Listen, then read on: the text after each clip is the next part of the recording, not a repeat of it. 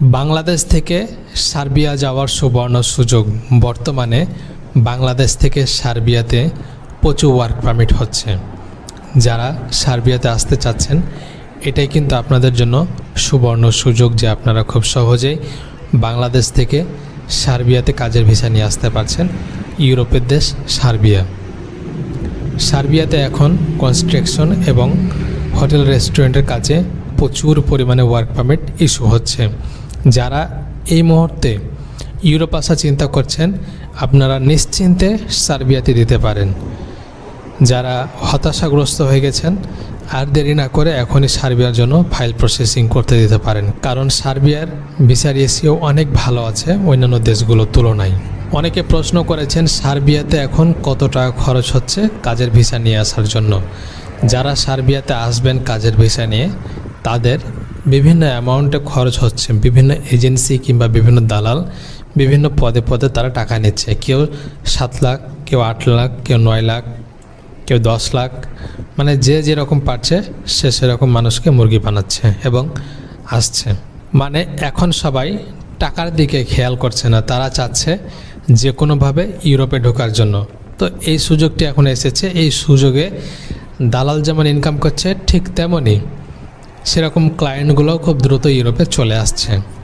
কে ধন্য ধরে ওই বড় বড় দেশগুলোর পিছনে পড়ে নেয়। অনেকেই জার্মানি, পর্তুগাল, তারপরে সুইডেন, সুইজারল্যান্ড, ফিনল্যান্ড, তারপরে হচ্ছে ইতালি, ফ্রান্স, এসব দেশগুলোর পিছনে পড়ে আছে। কিন্তু নন সেনজেন কিংবা সেনজেন যে কোনো ছোটো একটা দেশে যদি চলে আসতে পারেন, যে কোনোভাবে আপনি কোনো না কোনোভাবে প্রসেস করতে পারবেন এবং আপনার সেই স্বপ্নটা পূরণ হবে, আপনি ইউরোপে আসতে পারবেন।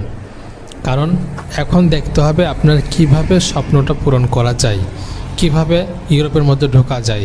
যদি আপনি কোনো না কোনোভাবে ইউরোপে প্রবেশ করতে পারেন, তাহলে কিন্তু আপনার জন্য ইউরোপটা আরও সহজ হয়ে যাবে। আর যদি আপনি বাংলাদেশ থেকে বসে বসে চেষ্টা করেন বিভিন্ন দেশে, খুব একটা সহজ হবে না আপনার জন্য। যারা বেশি একটু চালাক আছে কিংবা যারা বেশি একটু এক্সাইটেড ইউরোপের জন্য, তারা যে কোনো একটা দেশে ঢুকে যাচ্ছে, তারপরে চলে আসছে সেন্ট্রাল ইউরোপে। তো বুঝতে পারছেন কতটা ইজি হচ্ছে। এখন আপনারা চাইলে এই মুহূর্তে আপনি আপনার নিকটস্থ কোনো বিশ্বস্ত এজেন্সির কাছে কিংবা দালালের কাছে সার্বিয়ার জন্য ফাইল জমা করতে পারেন নিশ্চিন্তে, কারণ সার্বিয়াতে ভিসা হচ্ছে। সার্বিয়ার ভিসা পেতে কতদিন সময় লাগে অনেকে জিজ্ঞেস করেছেন, ভাই সার্বিয়াতে ভিসা পেতে কতদিন সময় লাগতে পারে, কিংবা আমরা যদি নতুন ফাইল জমা দিই তাহলে ভালো হবে কি না। আমি বলবো যারা এরকম ভিসা প্রত্যাশী আছেন, তারা নিশ্চিন্তে ফাইল জমা করতে পারেন আপনার নিকটস্থ কোনো এজেন্সির কাছে। অনেকে প্রশ্ন করেছেন, ভাই আমি যদি সার্বিয়া যাই, প্রথমে আমি কত টাকা ইনকাম করতে পারবো, কীরকম বেতন আসবে। তো যারা প্রাথমিক অবস্থায় সার্বিয়াতে আসবেন, তাদের প্রথম অবস্থায় বেতন কিন্তু কম হবে, কিন্তু সেদিকে দেখলে কিন্তু হবে না। স্বপ্ন কিন্তু একটাই, ইউরোপ যেতে হবে। তো 1 নম্বর স্বপ্নকে পূরণ করতে হলে আপনাকে যে কোনোভাবে আসতে হবে। এরপরে আপনি আপনার স্বপ্নটাকে বাস্তবায়ন করতে পারবেন। যখন আপনি ইউরোপে আসবেন, সেন্ট্রাল ইউরোপে যান আর কিংবা নন সেনজেনে যান, সেখানে যাওয়ার পরে আপনি কাজ করবেন। কাজ করতে করতে আস্তে আস্তে টিআরসি পাবেন, টিআরসি পরে পিআর পাবেন, পিআর পরে কিন্তু আপনার সেই সোনার হরিণটি পেয়ে যাবেন। আশা করি বোঝাতে পেরেছি। বেতন কিন্তু কম বেশি 50 থেকে 60 হাজার টাকা ইনকাম করতে পারবেন এবং প্রথম অবস্থায় কিছুটা কষ্ট হবে, তারপরে কিন্তু আপনাকে মানিয়ে নিতে হবে। সার্বিয়াতে আপনারা এখন এই মুহূর্তে ফাইল জমা করতে পারবেন।